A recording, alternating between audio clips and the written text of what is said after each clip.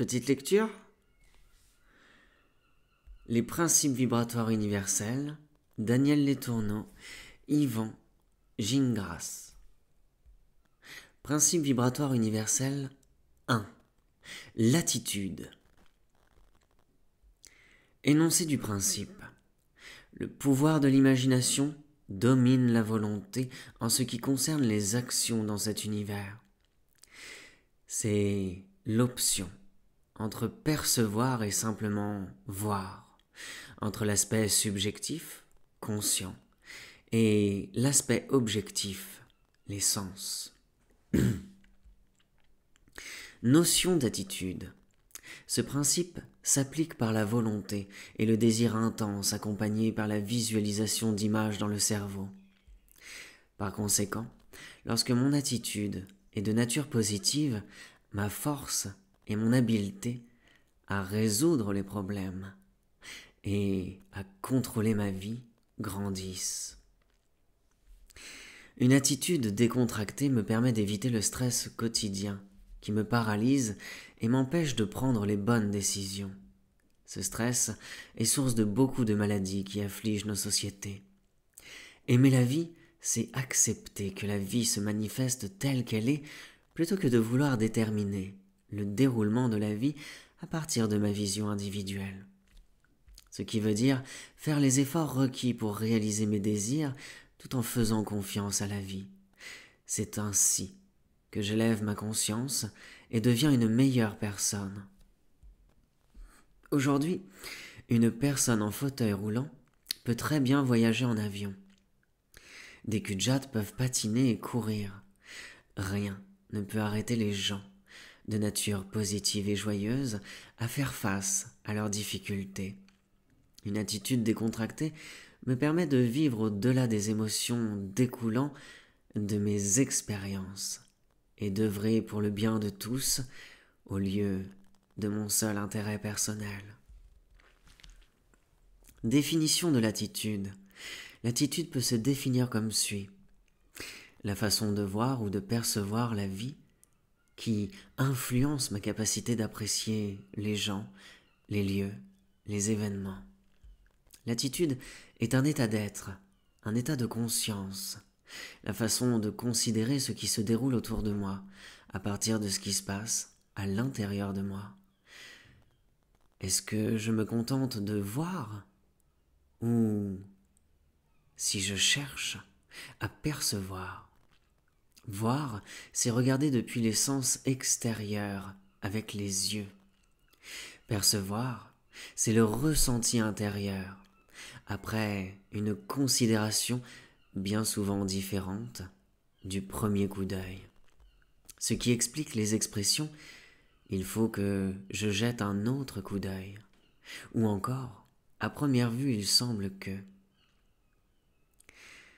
Dans le mot « percevoir », il y a deux mots, « percer » et « voir ».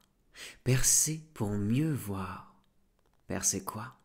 Le voile de l'illusion, l'apparence trompeuse de ce qui se passe en surface. Alors, si nous revenons à la définition, selon que je perçois ou que je vois, influencera ma capacité à considérer d'une façon différente ce qui survient dans ma vie. Ce qui revient à dire qu'au niveau de la conscience élevée, il y a toujours une solution à tout problème, il y a toujours un moyen, d'une manière ou d'une autre. Ce qui m'en empêche, c'est une de mes attitudes. Un miracle est un bon exemple pour illustrer le pouvoir du changement par l'attitude. Ce qui est appelé un miracle n'est rien d'autre que la conscience élargie, et rien de plus. Un individu trouve les réponses qu'il cherche en portant son attention sur ce qu'il cherche, et ce faisant, il change son point de vue. Avec son nouveau point de vue, ses attitudes changent et la situation prend un nouvel aspect, alors que jadis, elle était troublante. Quelquefois, la manifestation de ce changement d'attitude est si spectaculaire que cela fait dire que c'est un miracle. Mais tout cela n'a rien à voir avec la prière et l'action d'un Dieu quelconque. Les événements sont neutres. Les événements quotidiens ne se produisent dans le temps et l'espace, qui se produisent dans le temps et l'espace, ne sont pas susceptibles de changer, car ils sont fixés, en place, par les lois physiques qui leur imposent des limites. Toutefois, le caractère subjectif de la vie ou la façon de percevoir et de considérer les événements ne fonctionne pas dans le cadre du temps et de l'espace. Ce qui se produit, c'est plutôt une accumulation d'impressions à propos des expériences, au lieu des expériences elles-mêmes. Ces impressions prennent vie sous forme d'images dans le cerveau et sont alimentées par différents degrés d'énergie intérieure, positive ou négative, selon le cas. Lorsque je change mon point de vue subjectif à propos d'une expérience antérieure, je ne change pas les aspects physiques de l'expérience. Mais ce que je change, ce sont les impressions à propos de l'expérience qui sont emmagasinées dans mon cerveau. Il en résulte que la signification de l'expérience et les faits qu'elle a sur moi sont modifiés. Ainsi, une déception d'enfance peut m'avoir causé du chagrin ou un échec, mais avec le temps, le résultat de ce revers ou cet échec me fait percevoir combien je me suis renforcé et m'a procuré une plus grande compréhension de la vie. Vivre un divorce ou une séparation importante quelconque peut conduire aux mêmes conclusions. Par conséquent, seul un individu très équilibré peut reconnaître que le monde qu'il perçoit dépend de sa propre attitude. D'ailleurs, il est accepté d'emblée que rien n'est révélateur à part la signification que l'on veut bien lui donner. Attitude et paradigme. Même si j'ai une attitude positive, ce qui va se manifester dans mon quotidien sera en fonction de mes croyances emmagasinées dans le subconscient. Ces croyances fixes deviennent des paradigmes. Ces mêmes croyances vont subtilement m'empêcher de manifester ce que j'affirme et désire. Ainsi, aussi longtemps que je ne trouve pas une solution à un problème, les liens avec la situation que je vis ne seront pas dissous et le problème se perpétuera. Au fur et à mesure que mon attitude se modifie et accepte de percevoir autrement, les paradigmes, croyances, se modifient. Mon savoir-faire pour résoudre les difficultés se révèle, ainsi que la maîtrise de ma capacité à gérer ma vie. Les attitudes équilibrées ou déséquilibrées. Le mental humain fonctionne selon une série d'attitudes qui entraînent soit l'équilibre ou le déséquilibre, et il résulte des comportements qui expriment ma capacité à manifester mon état de conscience individuel. L'ensemble de ces attitudes joue un rôle déterminant dans les expériences que je suis appelé à vivre. Ainsi, je suis conscient que la pire attitude que je puisse exprimer après l'orgueil, c'est d'avoir une image négative de moi-même. Ces deux attitudes déséquilibrées sont souvent à la source des problèmes rencontrés dans ma vie de tous les jours. Il existe des attitudes déséquilibrées qui m'incitent à contrôler les autres et d'autres qui permettent aux gens de me contrôler. Les attitudes équilibrées me permettent d'être en harmonie avec la vie et en maîtrise de moi en toutes circonstances. Ces attitudes qui expriment l'équilibre, résultant d'une perception juste de soi, sont le respect de soi, la joie, le bonheur, l'humilité, la bonté, la générosité, le détachement, la compréhension, le discernement, la sagesse, le contentement, la gratitude, le bien-être, l'indulgence, la paix d'esprit, le respect des gens et de la vie en général, le pardon, la compassion, la bonne volonté, la tolérance, la responsabilité, l'harmonie. Les attitudes m'incitant à vouloir contrôler autrui, exprimant un déséquilibre à cause d'une vision surestimée et exagérée de moi-même sont la vanité ou l'orgueil, l'attachement exagéré aux biens matériels, aux idées et opinions, l'égocentrisme, la culpabilité, la luxure, le contrôle exagéré sur moi-même et les autres, puis la colère et ses dérivés comme l'irritation subtile, la mauvaise humeur, la calomnie, le bavardage, la médisance, la grossièreté, trouver la faute chez les autres, l'irritabilité, être maussade, le blâme, la querelle, la menace, vouloir avoir toujours raison, la plainte, la jalousie, la malice, l'impatience, le ressentiment, la rancœur, la moquerie malicieuse,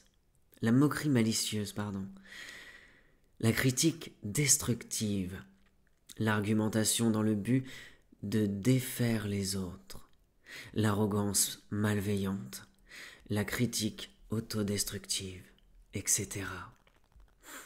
Les attitudes négatives qui permettent aux autres de me contrôler, exprimant un déséquilibre à cause d'un manque d'estime de moi ou une image négative exagérée de moi-même sont l'anxiété, le regret, le désespoir, la naïveté, la peur, l'apathie, la culpabilité, la honte, le chagrin, l'humiliation, l'abdication, toute forme de dépendance quelconque, la démission continuelle face à l'obstacle, se sentir misérable, le sentiment de rejet pouvant mener au suicide.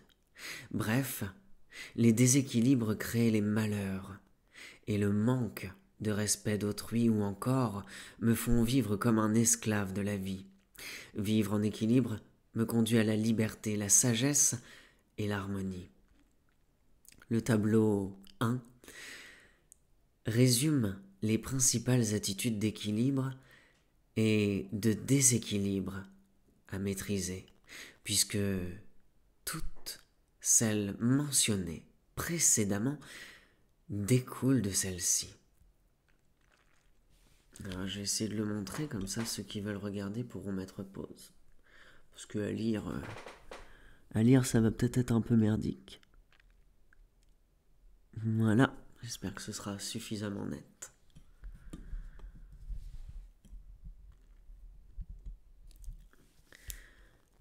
Attitude de détachement.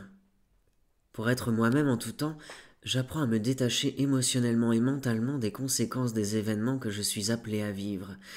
Détachement veut dire laisser aller mes peurs et ne pas laisser les circonstances extérieures de la vie déséquilibrer ma paix intérieure.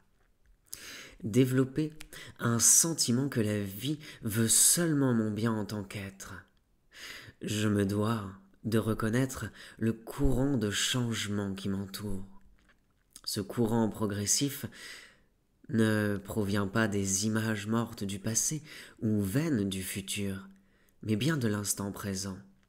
Le passé rend nostalgique et le futur cause la peur, l'anxiété et le stress. L'instant présent est ma seule réalité. Je me détache également des problèmes des autres.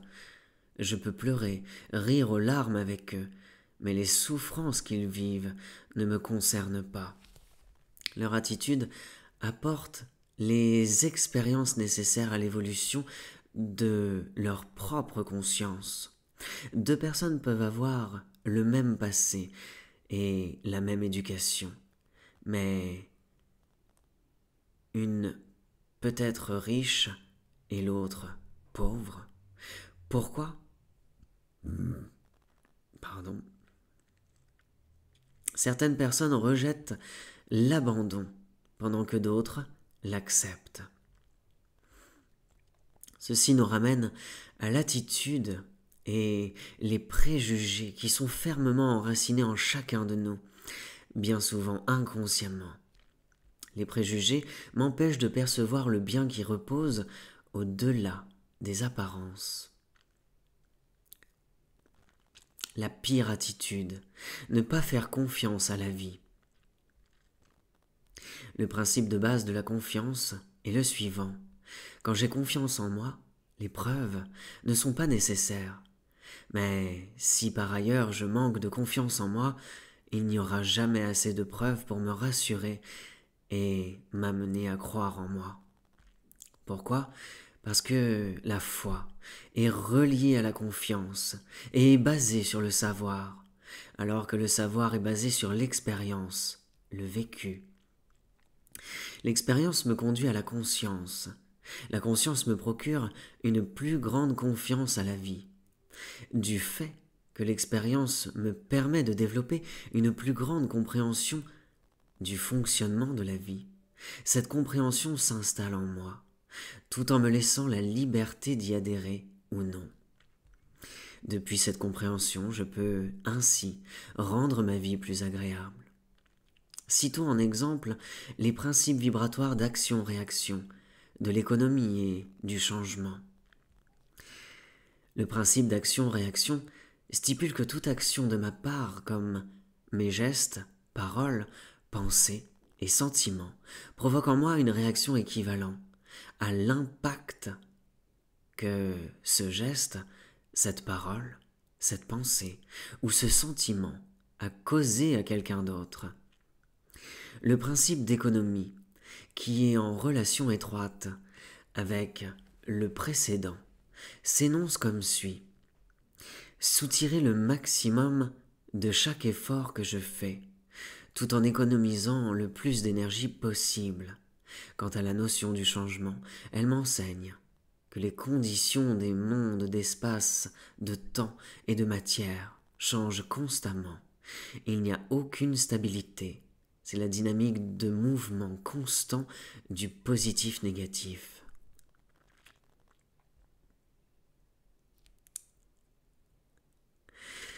Lorsque j'ai la compréhension de ces trois principes vibratoires universels, entre autres, il est évident que je vais m'appliquer davantage à éliminer de ma vie les actions à caractère négatif. Je vais chercher à bien faire ce que j'entreprends sans tourner les coins ronds. Finalement, en résistant au changement, je comprends bien que je me crée plus de problèmes que je serais capable d'en imaginer. La croyance en la vie défie l'être humain d'aller au-delà de ce qu'il peut voir. Elle développe l'attitude de confiance, que les événements qui se produisent servent une cause plus élevée. Ils ont leur raison d'être, même si les apparences semblent indiquer le contraire. Ma conscience élevée me rappelle que je sais plus que je sais plus que ce que j'ai appris. Ma conscience élevée me rappelle que j'en sais plus que ce que j'ai appris, qu'il me suffit de regarder, d'écouter et de me fier à la richesse intérieure qui est à l'œuvre en moi. Autrement dit, avoir confiance en moi, c'est tenir pour acquis que le choix que je fais est toujours le bon. Par conséquent, ne pas croire, entre guillemets, est un manque de confiance en ma capacité d'apprendre, d'explorer, d'expérimenter, de comprendre et de savoir. La confiance conduit donc à la maîtrise et à l'appréciation de nouvelles situations parfois difficiles que je tiens à expérimenter plutôt que de chercher à les éviter.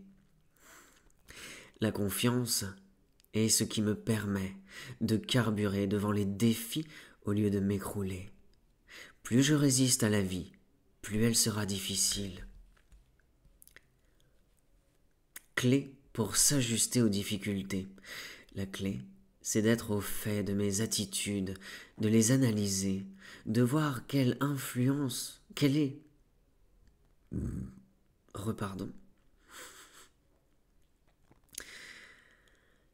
de voir leur influence sur ma vie et de les ajuster en conséquence. Vivre comme je veux vivre car tôt ou tard, les actions, paroles et pensées s'équilibreront. Mais il faut que je sois prêt à accepter les conséquences qui en découlent, ce qui signifie être conscient de mes mauvaises attitudes et les modifier. Je peux transformer ma vie et attirer la guérison par l'écoute de mon intuition. L'intuition trouve les réponses et la raison les met en application. Pour me protéger des attitudes négatives, je me souviens de cette règle fondamentale. Rien ne peut me blesser ou m'affecter à moins que je le prenne, à moins que je le permette moi-même. Par conséquent, 3 comportements protecteurs en découlent. Ne jamais croire que quiconque ou quoi que ce soit peut me faire du mal. Faire preuve de courage. Rejeter la peur de la souffrance corporelle ou des difficultés interminables. Utiliser, par l'imagination, un miroir qui reflète toutes les pensées et forces négatives à celui ou celle qui me les a envoyées. Un exercice pratique pour prendre conscience de mes attitudes, c'est de mettre mes soucis sur papier et identifier mes comportements jusqu'à ce que le tout se règle. Cette forme d'autodiscipline est une façon d'acquérir progressivement la maîtrise de soi et d'apprendre à s'attaquer à la cause des difficultés plutôt que les effets. Résumé, quel que soit mon caractère, ma personnalité, je peux être une personne heureuse en acceptant la responsabilité de ce que je fais. Inutile de blâmer les autres pour les erreurs commises à cause de mon attitude. Je suis cause et non effet. C'est ce qui fait de la vie un voyage aventureux plutôt qu'ennuyeux. Un problème est une leçon importante et précieuse qui m'enseigne quelque chose sur moi-même et qui servira d'outil pour élargir ma conscience. Il est important de comprendre la raison ou la leçon que chaque difficulté comporte. Que puis-je apprendre? Comment me rendra-t-elle plus fort? Je peux la considérer comme une bénédiction dans ma vie et en profiter au lieu de la subir comme une souffrance. Nous vivons des expériences et la question est simplement comment voulons-nous les vivre? Jouer au martyr n'a jamais procuré la vertu. Le droit de choisir, le libre arbitre, se manifeste par notre attitude et la façon dont nous considérons la vie et les choses qui nous entourent. Est-ce que je me contente de voir depuis les sens, ou est-ce que je cherche à percevoir et trouver la raison valable derrière l'événement? Nous ne pouvons pas régler un problème avec le même niveau de conscience que celui avec lequel il a été créé. Pour atteindre ce nouvel état de conscience, nous devons adopter des attitudes équilibrées comme la patience, le contentement, le discernement, le détachement et le respect de soi. Fin du premier principe. Bisous!